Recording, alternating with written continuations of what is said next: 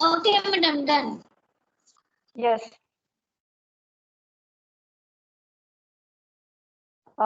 નમસ્તે સર્વને. હું પ્રોફેસર હર્ષા રાવલ.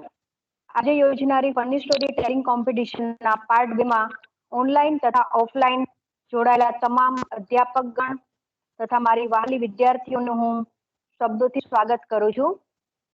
એ સાથે જ આજના જજ શ્રી પ્રોફેસર ઉર્વી મોડા અને પ્રોફેસર કિરણ સોમૈયાનું બી હું સ્વાગત કરું છું. મિત્રો, તમને ખ્યાલ જ હશે કે ફની સ્ટોરી એટલે શું, જે રોજબરોજના જીવનમાં ક્યાંક ને ક્યાંક આપણી સાથે થતી રહે છે. તો આજે આપણા સ્ટડી સર્કલમાં કોમ્પિટિશનના ભાગરૂપે આપણે ફની સ્ટોરી ટેલિંગ કોમ્પિટિશનનું આયોજન કર્યું છે. તો આજની આ સ્પર્ધાના તમામ પાર્ટિસિપન્ટ્સને તમામ જીએમસી ફેમિલી તરફથી તથા મારા તરફથી બેસ્ટ વિશેસ. Thank you. તો આજનો આપણે કાર્યક્રમ વધુ સમય ન બગાડતા ચાલુ કરી દઈએ છીએ. તો આજની સ્પર્ધાના પહેલા આપણા પાર્ટિસિપન્ટ છે વાજાધારા, જેને હું ઇન્વાઇટ કરીશ અને તે પોતાનું સ્ટોરી બોલશે. Vajadhara, B Com semester 2. Yes madam, thank you. નમસ્તે, મારું નામ વાજાધારા છે. હું FY બીકોમ ગુજરાતી મીડિયમમાં અભ્યાસ કરું છું. આજના ફની સ્ટોરી નિમિત્તે મારી સ્ટોરીનું નામ છે દેશભક્ત પપ્પુ. પપ્પુ અને એક ડોશીમાં છે તે પિક્ચર જોવા ગયા. દર 15 મિનિટે જે ડોશીમાં છે તે કોલ્ડ ડ્રિંક્સની બોટલને મોઢું લગાવે અને પછી ત્યાં મૂકી દેતા હતા. પાસે બેસેલો પપ્પુ આ જોઈને ગુસ્સે થઈ ગયો. તેણે બોટલ ઉઠાવી અને એક જ વારમાં આખી બોટલ ખાલી કરી નાખી અને હોશિયારી મારતો બોલ્યો, આવી રીતે પીવાય કોલ્ડ ડ્રિંક્સ ડોશીમાં? ત્યારે ડોશીમાં બોલ્યા, પણ બેટા, તને કોણે કહ્યું કે બોટલમાં કોલ્ડ ડ્રિંક્સ હતું? હું તો તેમાં પાન થૂકી રહી હતી. ત્યાં તો પપ્પુનો પોપટ થઈ ગયો. થોડી જ વારમાં પપ્પુના ઘરેથી ફોન આવ્યો કે પપ્પુના ઘરે છોકરાનો જન્મ થયો છે. પપ્પુ ઘરે જાય છે અને તેના છોકરાની છઠ્ઠીના દિવસે તેના છોકરાનું નામ પાકિસ્તાન રાખે છે. ત્યાં પેલા પિક્ચરવાળા ડોશીમાં આવીને કહે છે કે તું તો છોકરાનું નામ પાકિસ્તાન કેમ રાખ્યું? તું તો બહુ મોટો દેશભક્ત બનીને ફરતો હતો ને, તો પછી છોકરાનું નામ પાકિસ્તાન કેમ રાખ્યું? પપ્પુએ કહ્યું, દેશભક્ત છું ત્યારે તો રાખ્યું છે નામ, જેથી આખી દુનિયાને ખબર પડે કે હિન્દુસ્તાનમાં પણ કોઈ એવો છે જે પાકિસ્તાનનો બાપ છે. ત્યાં તો ડોશીમાં અને બધા લોકો હસવા માંડ્યા. Thank you. વેલ ડન ધારા. હવે નેક્સ્ટ છે દવેશિતા, બીકોમ સેમેસ્ટર 4. Yes madam. નમસ્તે સર્વને. મારો ટોપિક છે એક કામચોર બહુ.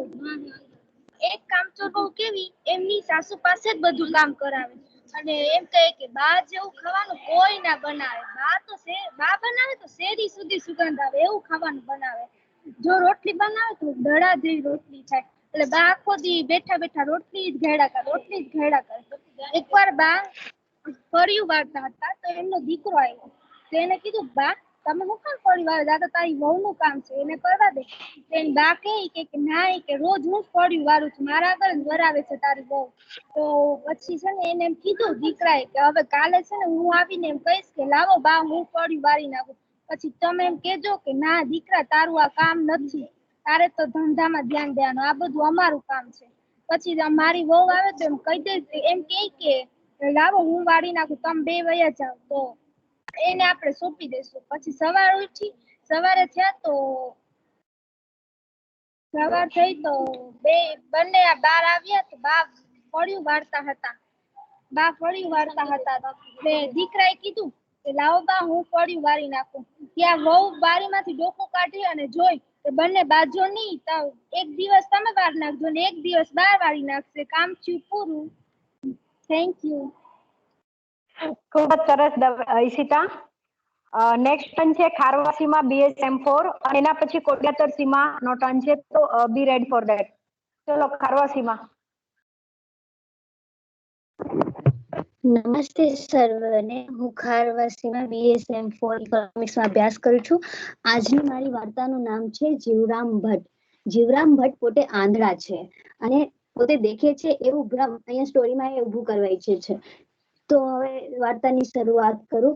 તો રઘુનાથ ભટ્ટનું ઘર છે, ત્યાં બધા બેઠા છે. રંગલો છે, ગંગા છે, જીવરામ ભટ્ટ.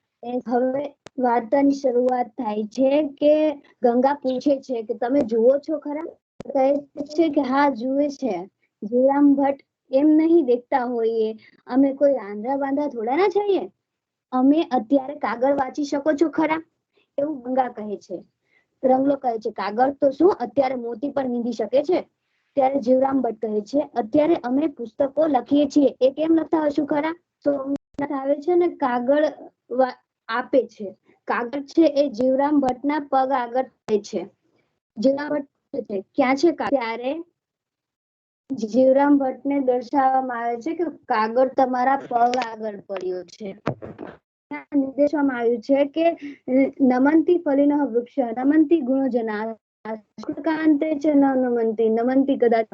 ફળવાળા વૃક્ષો નમે છે, ગુણવાન માણસો નમે છે, ક્યારેય મૂર્ખ નમતા નથી. તો અહીંયા જીવરામ ભટ્ટ છે એ કહે છે કે અમારે શું ગરજ છે તમારી પાસે નમવાની, અને એમ કહીને કાગળ કરે છે. અને રંગલો કહે છે કે જુઓ જુઓ સુરદાસ વાંચવાના છે. રઘુનાથ કહે છે એમાં તો ઝીણા અક્ષર છે, પેલા મોટા અક્ષર વાળો કાગળ આપ્યો હોત તો ઠીક હતું. કાંઈ ઝીણા નથી, આંધળો પણ વાંચી શકે ને એવા અક્ષર છે. એવું સોમનાથ વાંચે. ત્યારે જીવરામ ભટ્ટ કહે છે કે મારે તમારું કાગળ નથી વાંચવું, અમે ખોરીના આંધળા છીએ. એમ કહીને મોઢું ફેરવી લે છે. ત્યાં તો પછી ગંગા અલગ પ્રશ્ન ઉભો કરે છે કે તમને ખબર છે કે આ કેટલી બીજી બાજુ મોઢું કરીને ગણે છે? 1 2 3 4. કહે છે જૂઠા ઠર્યા.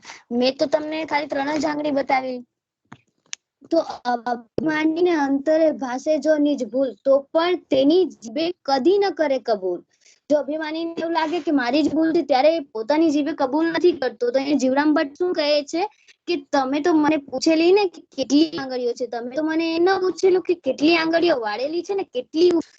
બાકી બધા પછી બીજો પ્રશ્ન ઉભો કરે છે. હવે તો કે ચાલો તો હું તમને બીજો પ્રશ્ન કરું. ઝાડ જો વાદ વૃક્ષાને થાપે, તથાપી તે સત્ય કદી ન કબૂલે. ભરસીમાં સતરામ ભૂલે, તથાપી જીભે કદી ન કબૂલે. તો અહીંયા બીજો પ્રશ્ન ઉભો કરવામાં આવે છે કે સોમનાથ છે પોતાની 5 આંગળીઓ બતાવીને પૂછે છે કે આ કેટલી આંગળીઓ છે? ત્યારે જીવરામ ભટ્ટ કહે છે આ 5 આંગળીઓ છે. કહે છે કે મેં તો તમને 2 જ આંગળીઓ. ત્યારે જીવરામ ભટ્ટ કહે છે કે તમે પૂછેલી કે આંગળીઓ કેટલી છે?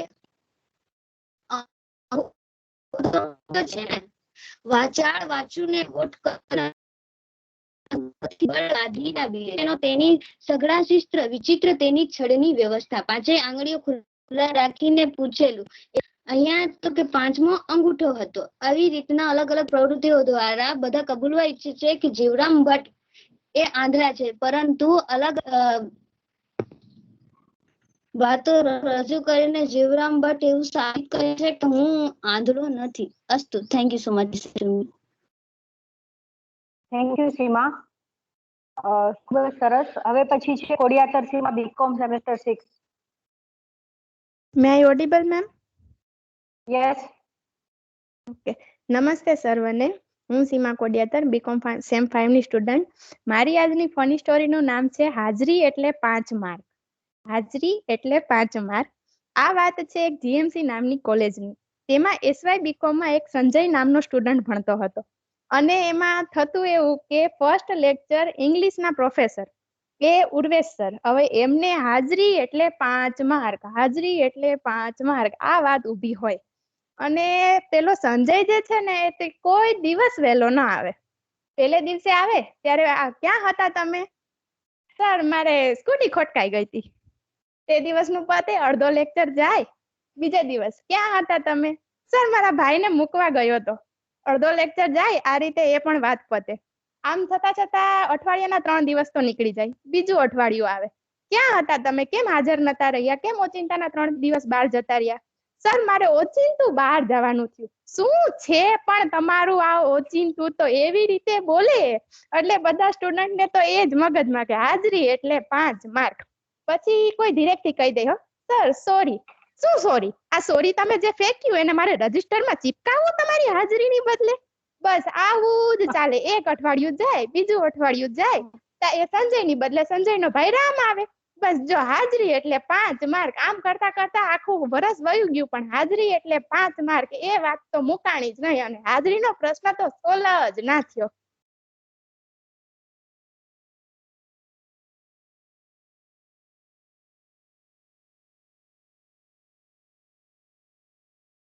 સીમા, તમારું ફિનિશ થયું કે કઈ એરર છે? Thank you ma'am, finish. Okay, well done. Next Joshi Sapna, BA semester 6. Yes madam. નમસ્તે, હું Okay. જોશી સપના BSM 6 ઇકોનોમિક્સમાં અભ્યાસ કરું છું. મારી આજની ફની સ્ટોરીનું નામ છે चंदा का लेटर। एक गांव में एक औरत रहती थी। उसको थोड़ा बहुत पढ़ना और लिखना आता था। उनका पति है वह शहर में काम करता था। एक दिन उन्होंने अपने पति को लेटर लिखा कि लेटर लिखना चाहती थी कि मेरे प्यारे जीवन साथी, मेरा प्रणाम आपको, आपके चरणों में। बाद में उसने लिखा कि आपने अभी तक चिट्ठी नहीं लिखी। मेरी सहेली को नौकरी मिल गई है। हमारी गाय को बछड़ा हुआ है। दादाजी को शराब की लत लग गई है। मुझे तुम्हारी बहुत याद आ रही है। कुत्ते के बच्चे को भेड़िया खा गया है। 2 महीने का राशन छुट्टी पर आते समय ले आना। एक बहुत खूबसूरत औरत मेरी सहेली बन गई है और वह टीवी पर गाना गाती है। हमारी बकरी बेच दी गई है। तुम्हारी माँ तुम्हें बहुत याद करती है। एक पड़ोसन मुझे बहुत तंग करती है। तुम्हारी प्यारी चंदा। ऐसा उसने लेटर लिखना चाहती थी, परंतु उसको थोड़ा बहुत लिखना पढ़ना आता था, तो उन्होंने जो फुल स्टॉप लगाना होता है उसमें थोड़ी बहुत मिस्टेक कर दी। तो पत्र ऐसा बना कि मेरे प्यारे जीवन साथी, मेरा प्रणाम आपके चरणों में। आपने अभी तक चिट्ठी नहीं लिखी मेरी सहेली को। नौकरी मिल गई है हमारी गाय को। बछड़ा हुआ है दादाजी को।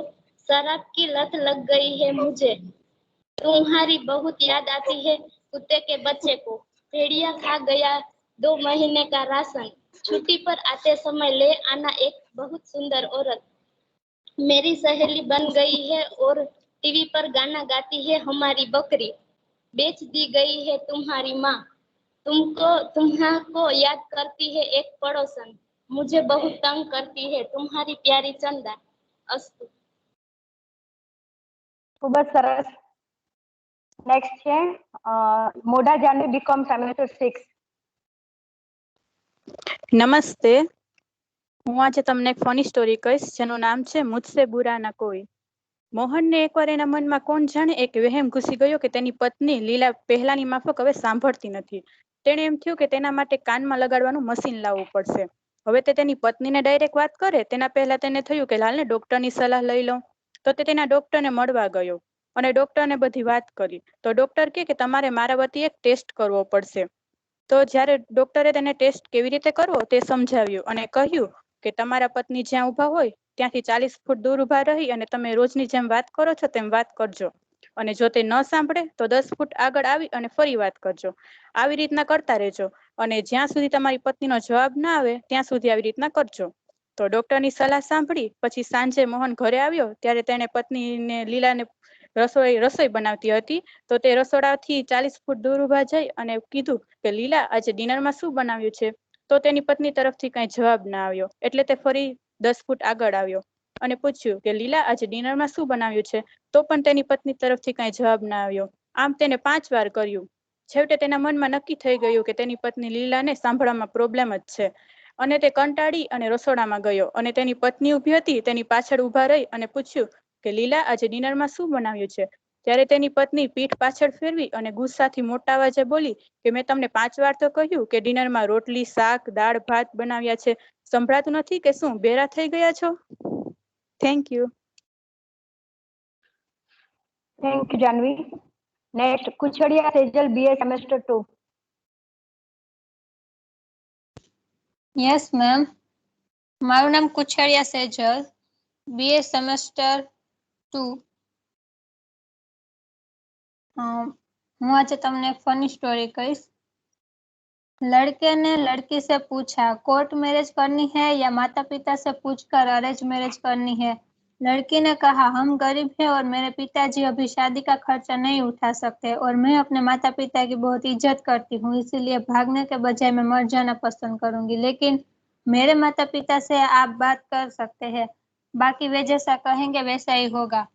लड़के ने कहा, मुझे कौन सी परेशानी है, मुझे कौन सी दहेज की मांग रखनी है, तुम कह रहे हो तो तुम्हारे माता पिता से बात कर लूंगा। लड़का उसके घर जाता है और लड़की के माता पिता से बात करता है। लड़की के पिता ने कहा, मेरे पास तो सिर्फ 1000 रुपये ही है, मैं कैसे शादी करूं। लड़के ने कहा, शादी तो 1000 में भी हो सकती है। लड़की के पापा ने कहा, वो कैसे। लड़के ने कहा, आप कल मेरे साथ चलना। अगले दिन लड़का जाता है और कहता है कि अपने परिवार के खास खास सदस्यों को लेकर मेरे साथ चलिए। वो सब उसकी गाड़ी में बैठ जाते हैं। थोड़ी दूर जाकर एक मिठाई की दुकान के सामने लड़का गाड़ी रोकता है और कहता है, पापा जी आप यहाँ से 2 किलो बढ़िया सी मिठाई ले आइए। वो मिठाई ले आते हैं। उनके बाद लड़का कोर्ट के सामने गाड़ी रोकता है और कोर्ट में लड़की के साथ शादी का रजिस्ट्रेशन करवाता है। लड़का कहता है, पिताजी हो गई शादी, अब आप मिठाई बांट दीजिए और हो गई 1000 रुपये में शादी, आपको और कोई खर्चा नहीं करना है। लड़की के पिता की आंखों में आंसू आ गए। लेकिन 1 महीने बाद ही लड़के का सड़क दुर्घटना में मृत्यु हो जाती है। लड़के का पोस्टमार्टम होता है और मृत शरीर और कपड़े घर आ जाते हैं। लड़के का अंतिम संस्कार करवा दिया जाता है। लड़की ने वो खून से सने कपड़े धोबी को धोने के लिए दिए। धोबी ने कहा, मैडम ये कपड़े फेंक दीजिए, ये बेकार हो गए हैं। लेकिन लड़की ने कहा, तुम रहने दो, मेरे पास यह कपड़े उनकी याद के तौर पर रहेंगे, मैं इस कपड़ों को किसी को नहीं दूंगी। लड़की ने खुद उस कपड़ों को धोया लेकिन दाग नहीं गया। लड़की सो गई। सपने में लड़की को एक बुढ़िया नजर आई। लड़की डर कर उठ जाती है। अगले दिन लड़की को कपड़े खुद ने वापस से धोए लेकिन वो दाग नहीं गया। रात को लड़की फिर सो गई और वो भयानक चेहरे वाली बुढ़िया नजर आई। उसने कहा, ये दाग ऐसे ही नहीं जाने वाले। ऐसा कुछ हफ्तों तक चलता रहा, लेकिन लड़की के लिए सोना मुश्किल हो गया था। एक दिन लड़की के घर की दरवाजे की घंटी बजी। लड़की ने दरवाजा खोला तो वह डर के मारे चीख पड़ी। वह सपने में नजर आने वाली बुढ़िया उसके सामने खड़ी थी। उसने कहा, डरो नहीं बेटी, मैं जानती हूँ कि तुम कपड़ों के दाग की वजह से परेशान हो, लेकिन वो दाग ऐसे ही नहीं जाने वाले, क्योंकि असल में तुम वॉशिंग पाउडर ही गलत प्रयोग कर रही हो। ये लो पतंजलि वॉशिंग पाउडर, इससे दाग जरूर चले जाएंगे। और वैसे ही वो बुढ़िया चली जाती है। लड़की ने उन कपड़ों को पतंजलि वॉशिंग पाउडर से धोया तो दाग एकदम से चले गए। तो दाग निकालने के लिए पतंजलि वॉशिंग पाउडर का प्रयोग कीजिए। Thank you ma'am. સરસ સેજલ। હવે છે ગોહેલ માયા, બીકોમ સેમેસ્ટર 2। મારું નામ છે ગોહેલ માયા, હું બીકોમ સેમ 2 માં અભ્યાસ કરું છું। આજની મારી ફની સ્ટોરી છે बेवकूफ चोर। रात में एक चोर घर में घुसा। उसने कमरे का दरवाजा खोला तो चारपाई में दादी सो रही थी। खटपट से उनकी आंखें खुल गई। चोर ने घबरा कर देखा तो वह लेटे लेटे बोली, बेटा तुम देखने में तो किसी अच्छे घर के लगते हो, लगता है किसी परेशानी में मजबूर होकर इस रास्ते पर लग गए हो। चलो कोई बात नहीं, अलमारी के तीसरे बक्से में एक तिजोरी है, इसका सारा माल तुम चुपचाप से ले जाना, मगर पहले मेरे पास आकर बैठो। मैंने अभी अभी एक सपना देखा है, उसे सुनकर जरा मुझे उसका मतलब तो बताओ। चोर दादी की रहमगिरी से बड़ा खुश हुआ और चुपचाप उनके पास जाकर बैठ गया। दादी ने अपना सपना सुनाना शुरू किया। मैंने सपना देखा कि मैं एक रेगिस्तान में खो गई हूँ। इतने में एक झील मेरे पास आ गई और इसने 3 बार जोर जोर से बोला, मयूर मयूर मयूर। बस फिर सपना खत्म हो गया और मेरी आंख खुल गई। जरा बताओ इसका मतलब क्या है। चोर सोच में पड़ गया और यह भी समझ नहीं पाया कि सपने के बहाने दादी जानबूझकर मयूर का नाम जोर जोर से बोल रही थी। जब तक चोर कुछ सोच पाता, बराबर के कमरे से बुढ़िया का जवान बेटा मयूर अपना नाम सुनकर उठ गया और अंदर जाकर चोर की धुलाई कर दी। दादी बोली बस करो, अब यह अपने किए की सजा भुगत चुका है। चोर बोला नहीं नहीं, मुझे और पीटो ताकि मुझे याद रहे कि मैं चोर हूँ, सपने का मतलब बताने वाला नहीं। Thank you.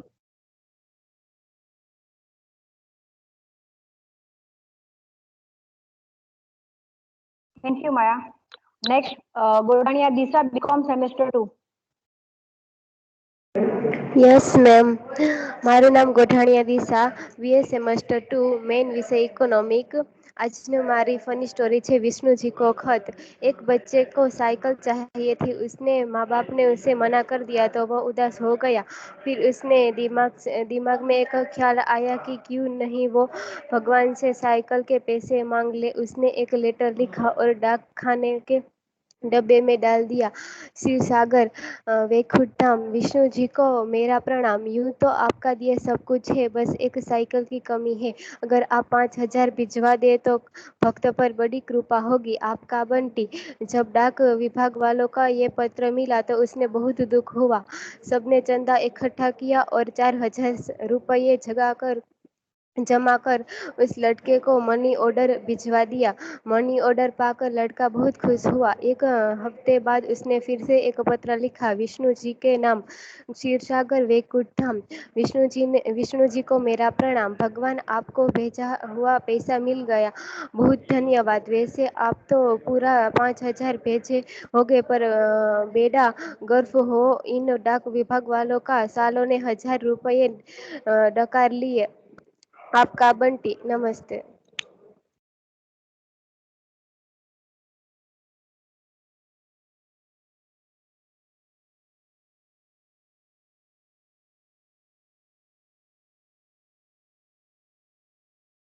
Solanki Anjali, BCom Semester 2. Yes ma'am, મારું નામ છે સોલંકી અંજલિ. આજે હું તમને બે શોર્ટ જોક્સ કહીશ. સવારમાં પતિ સૂતો હતો ત્યારે પત્નીએ કહ્યું ચાલો ઉઠો અને ચા નાસ્તો બનાવવા જાઓ. પતિ ઉઠીને સીધો બહાર જવા લાગ્યો. પત્ની કહે કે ક્યાં જાઓ છો? તો પતિ કે વકીલ પાસે જાઉં છું, તારાથી તલાક લેવા માટે. પછી થોડીક વાર થઈ તો પતિ પાછો ઘરે આવ્યો અને રસોડામાં જઈ અને ચા બનાવવા લાગ્યો. ત્યારે પત્નીએ આશ્ચર્યજનક કરીને ક્વેશ્ચન પૂછ્યો કે શું થયું? ત્યારે પતિએ કહ્યું કે કઈ નહીં, વકીલ સાહેબ પોતું મારતા હતા. પછી બીજું છે, કેટલીક છોકરીઓ છે તોફાની, એ કોલેજમાં નોટિસ બોર્ડ ઉપર એને એમ લખ્યું કે 50% છોકરાઓ મૂર્ખ હોય છે. અને છોકરાઓએ આ જોયું તો તેમને ખૂબ જ ગુસ્સો આવ્યો અને બધાએ મળીને કોલેજમાં ધમાલ મચાવી દીધો. કોલેજના પ્રિન્સિપલ મેડમે તરત જ તે નોટિસ બોર્ડને નીકાળ્યું અને તેની જગ્યાએ બીજું નોટિસ બોર્ડ લગાવ્યું અને એમાં એમ લખ્યું હતું કે 50% છોકરાઓ મૂર્ખ હોતા નથી. ત્યારે જઈને આ બધા છોકરાઓ શાંત થયા. પછી પપ્પુ એક દિવસ કેળા ખરીદવા ગયો.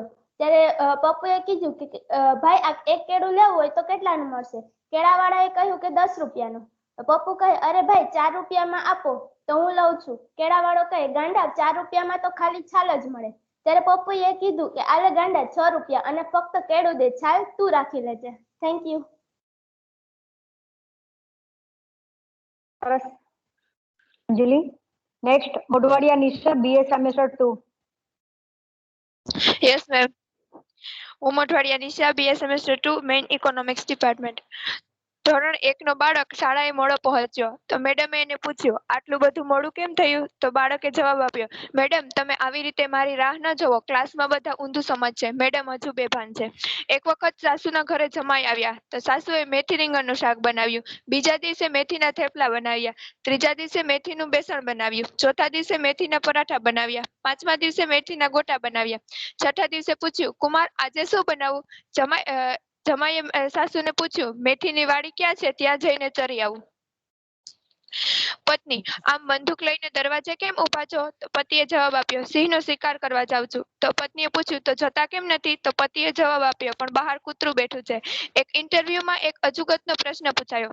પ્રશ્ન એમ હતો કે કાજુ કતરીને ચાંદીનો વરખ કેમ લગાવવામાં આવે છે? તો IAS એમ બોલ્યો કે આ પ્રશ્ન ખોટો છે.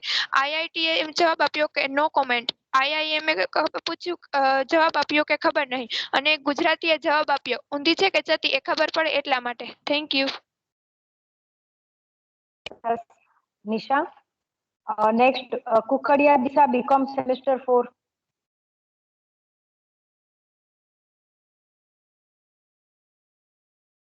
દિશા છે હાજર? કુકડિયા દિશા.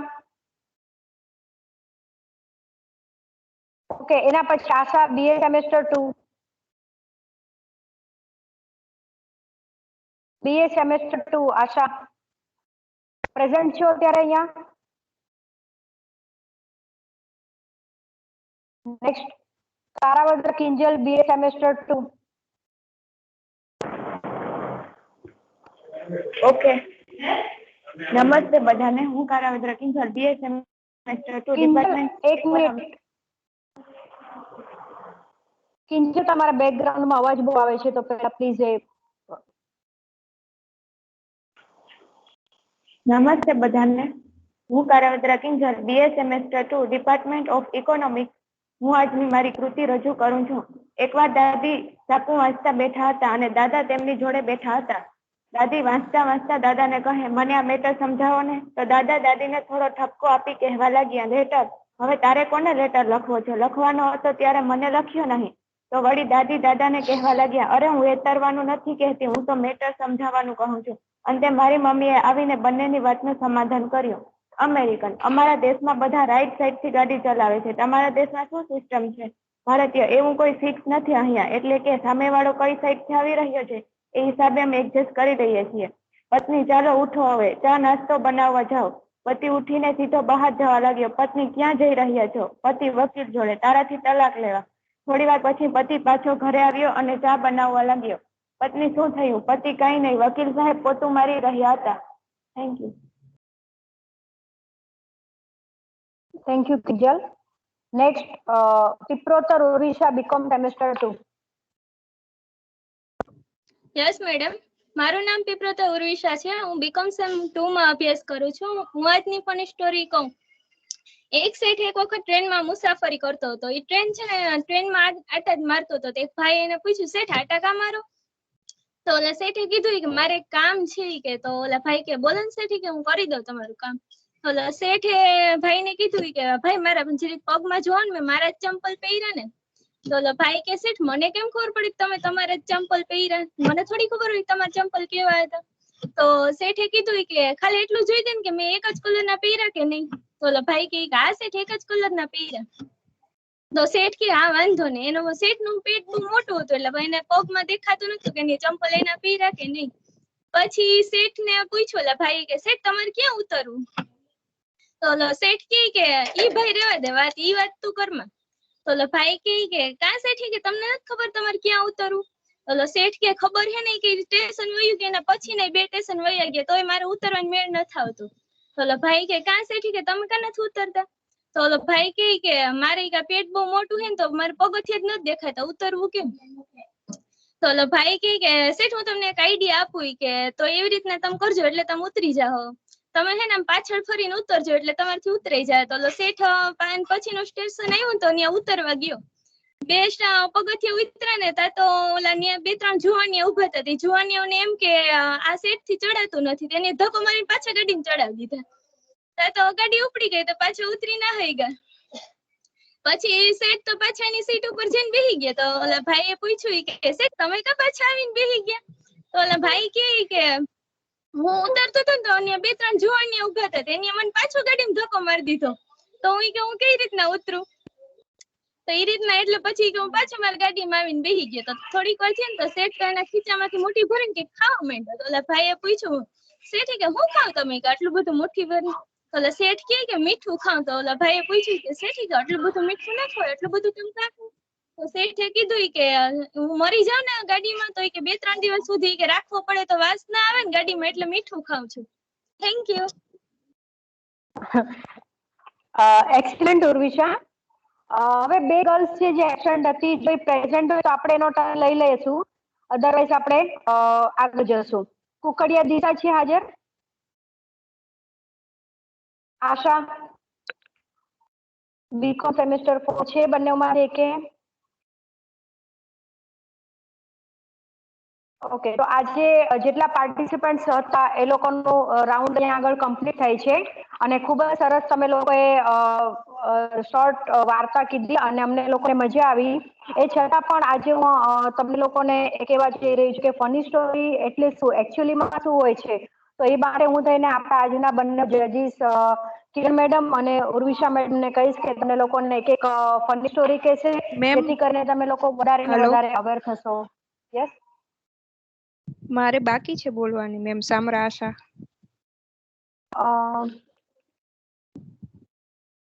એટલે આશા BSM2 ને? હા, મેં તમારું નામ આની પહેલા પણ બેટા 2 વખત લીધેલું, બટ વાંધો નહીં, તો તમે કન્ટિન્યુ કરી નાખો. Okay ma'am.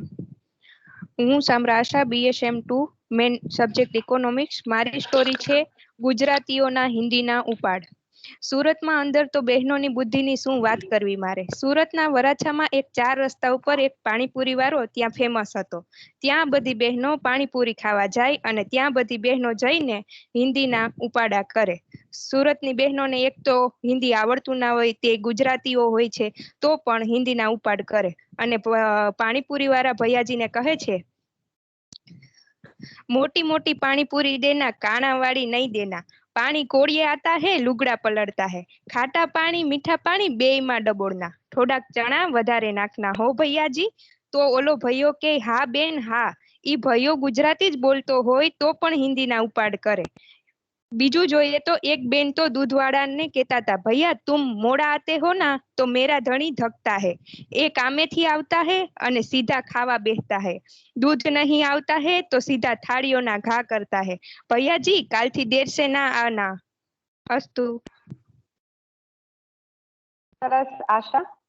તો અહીંયા આગળ આપણો તમામ પાર્ટિસિપન્ટ્સ જે રાઉન્ડ છે અહીંયા આગળ પૂરા થઈ જાય છે. હું ઉર્વી મેમને રિક્વેસ્ટ કરીશ કે તે તમને ફની સ્ટોરી સંભળાવશે. ઉર્વી મેમ.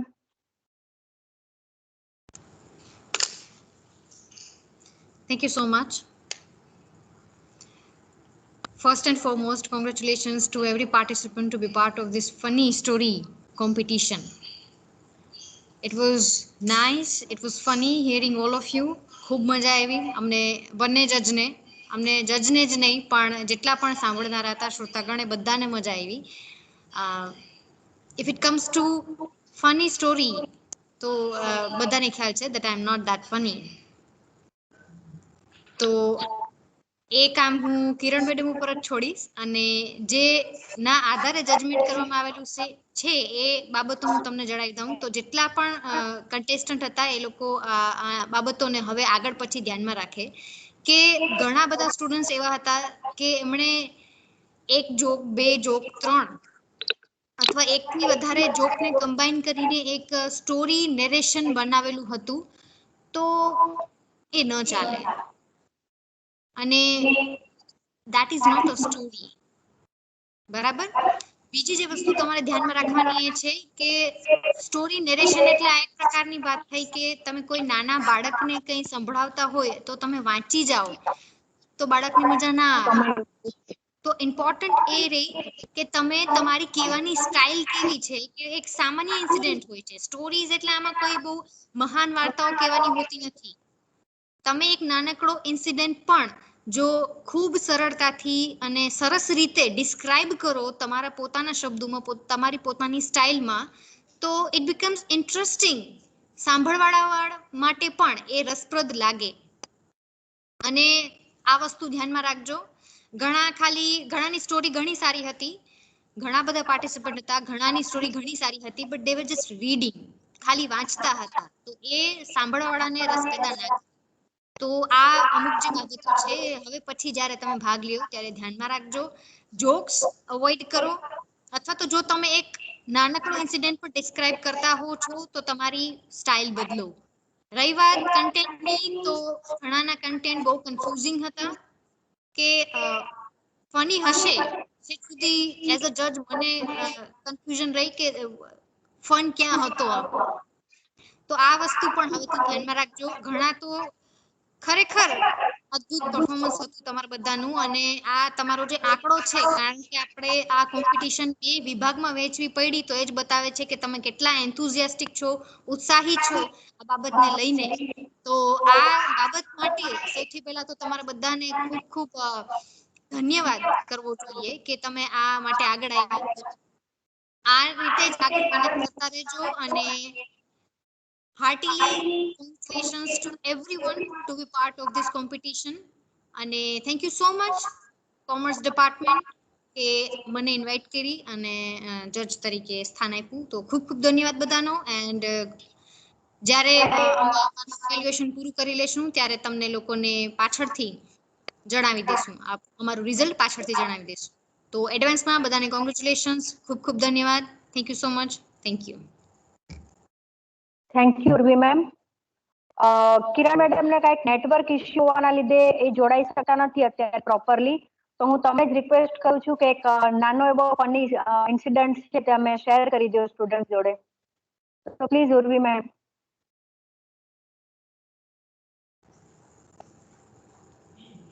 ઇન્સિડન્ટ ઘણા બધા બનતા હોય છે જિંદગીમાં. અને અમે તો એક સાહિત્યના વિદ્યાર્થીઓના નાતે અમે તો કોમેડી ફોર્મ ભણીએ એટલે મને ખ્યાલ છે કે હ્યુમર પેદા કરવું તો એટલી વસ્તુ નથી. આમ જોવા જઈએ ને તો તમે રોજબરોજની ઘટનાઓ જોતા હોય તમારી જિંદગીમાં તો ઘણું બધું એવું આપણે આજુબાજુ બનતું હોય છે કે જે આપણને હસાવતું હોય છે. જેને અને એ બધાને એફેક્ટ ના કરે. એ સેન્સ ઓફ હ્યુમર ઉપર આધાર રાખે જેને આપણે કહીએ રમૂજની શૈલી. પણ ઘણી વખત એવા નાના મોટા ઇન્સિડન્ટ બની જતા હોય છે જિંદગીમાં કે જે હ્યુમર પેદા કરે, ફન પેદા કરે, કે તમે વારંવાર એ વાગોળવાનું પસંદ કરો ને એ જ્યારે તમે યાદ કરો તો તમને હસવું આવે. હમણાંની હું એક વાત કરું તો મારા મોટા ભાઈની હમણાં સગાઈ થઈ અને એમણે મારા જે ભાભી છે she belongs to Rajasthan. She doesn't know Gujarati, નથી આવડતું ગુજરાતી. તો પ્રસંગમાં અમે ભેગા થયેલા અને હું નાસ્તો કરતી હતી ઇન બિટવીન. તો શી કેમ અને મેં એને કીધું કે તમે પણ નાસ્તો કરી લો, જોડાઓ મારી સાથે. તો એ ના પાડે છે કે ના મારે નથી કરવો. એટલે સવારથી સાંજ સુધી કામ હતું. મેં કીધું કે નાસ્તો કરી લ્યો, ટેકો રહેશે. એન્ડ શી ગોટ કન્ફ્યુઝ કે આ શું ટેકો શું છે? આ નાસ્તાની કોઈ આઈટમ છે કે આ મારે કઈ એમાં દેવાનું છે કે મને ખવડાવવા માંગે છે કે આ શું છે? તો એને છેલ્લે ખબર ના પડી and she got confuse all the time કે શું મારો કહેવાનો મતલબ પેટમાં ટેકો રહે એમ. કારણ કે સ્ત્રીઓને ઘણા બધા કામ હોય. તો આવા નાના નાના ઘણા બધા ઇન્સિડન્ટ બનતા હોય છે. પછી એને મારા ભાઈને પૂછ્યું કે આ ટેકો શું હોય છે? મારો ભાઈ સેન્સ ઓફ હ્યુમર ઘણું સારું છે. તો કે તું મેરે में टेका नहीं होता, हमारे में होता है, रखना भी પડતા है. તો આવું ઘણી વાર બની જતું હોય છે. That makes you laugh. તમને હસાવે. તમે જ્યારે આવી સ્મૃતિઓ વાગળો તો તમારા ચહેરા ઉપર હસી આવી જાય. તો આ પણ એક પ્રકારની વાર્તા તરીકે પણ તમે આને લઈ શકો. આવા ઘણા બધા ઇન્સિડન્ટ બનતા હોય છે. તો બસ આ જ છે હ્યુમર, હાસ્ય. બધા હસતા રહો, હસાવતા રહો. ધન્યવાદ. Thank you Urvi ma'am. So student આજનું સ્ટડી સર્કલ અહીં પૂર્ણ થાય છે અને હું નિલેશ સરને રિક્વેસ્ટ કરીશ કે તેઓ આભાર વિધિ વ્યક્ત કરે. Okay ma'am. પહેલા તો બધાને ગુડ આફ્ટરનૂન. હાજરી એટલે 5 માર્ક. એટલે મારી હાજરી અહીંયા આવી ગઈ છે. રિયલી બહુ મસ્ત.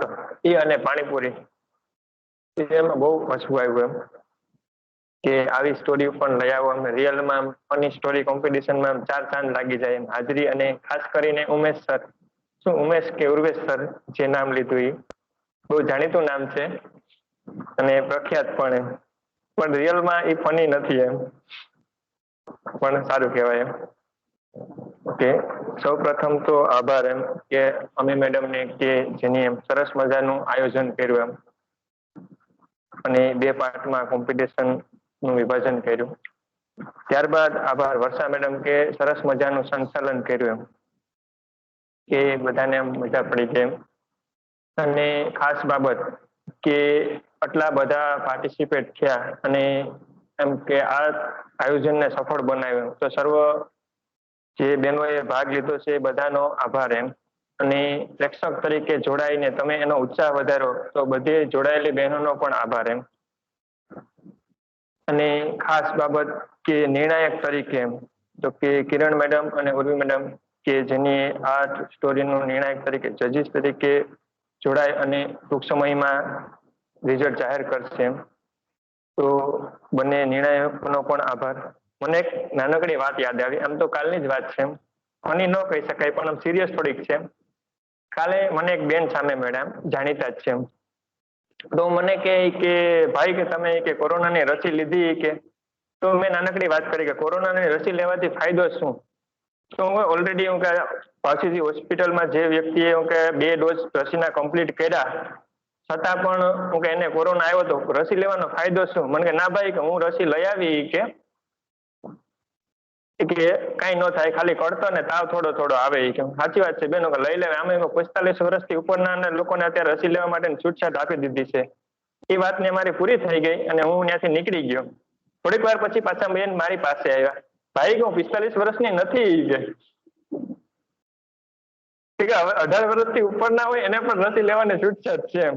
એટલે ટૂંકમાં કે પાછું એ ખબર નહીં ક્યાંથી પાછા આવે ને મને કહેવા આવ્યા કે ભાઈ હું એને રસી લીધી એનો મતલબ એવો નથી કે હું 45 વર્ષની છું એમ. એટલે હું સ્ત્રી છે એમ. આગળ કઈ બોલવાની જરૂર નથી એમ. કે 45 વર્ષની નથી એ કહેવા માટે પાછા મારી પાસે આવ્યા ને મને કીધું કે મેં રસી લીધી પણ અમારી સ્કૂલમાં આવ્યા હતા ને કે રસી લેવી ના 18 વર્ષથી ઉપરના પણ કોઈ પણ લઈ શકે છે, 45 વર્ષ વાળા જ નથી એમ. એટલે સરસ મજાનું આયોજન, તો બધાનો આભાર એમ જે જોડાય અને બીજા અધ્યાપક પણ જે મિત્રો જોડાણા છે અને ઉત્સાહ વધાર્યો તો સર્વેનો આભાર એમ. અને થેન્ક યુ અમી મેમ કે મને બોલવાનો મોકો આપ્યો. તો ખાસ કરીને તો આ સરસ મજાનું આયોજન કર્યું તો અમી મેડમનો આભાર એમ. કે અસ્તુ.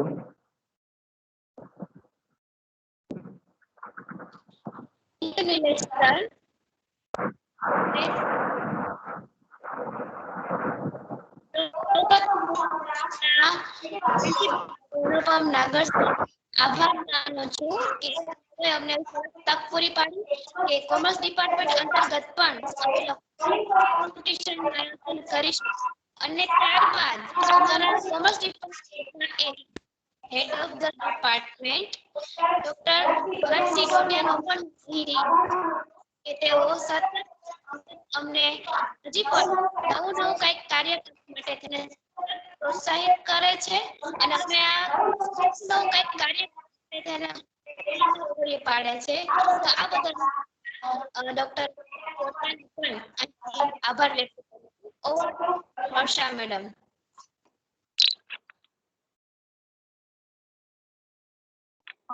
Thank you Ami madam.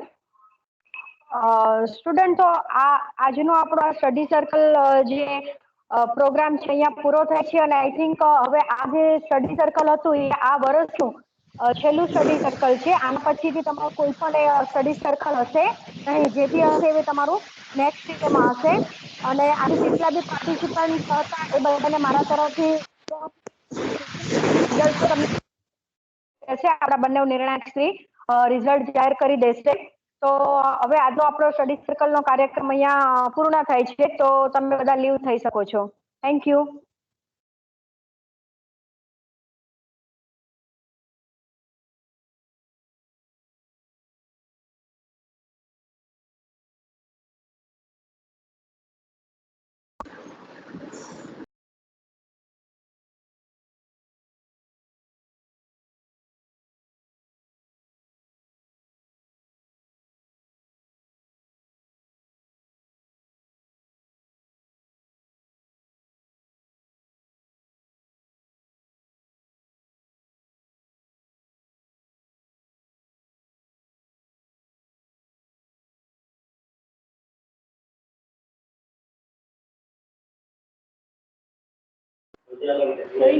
Oh, good.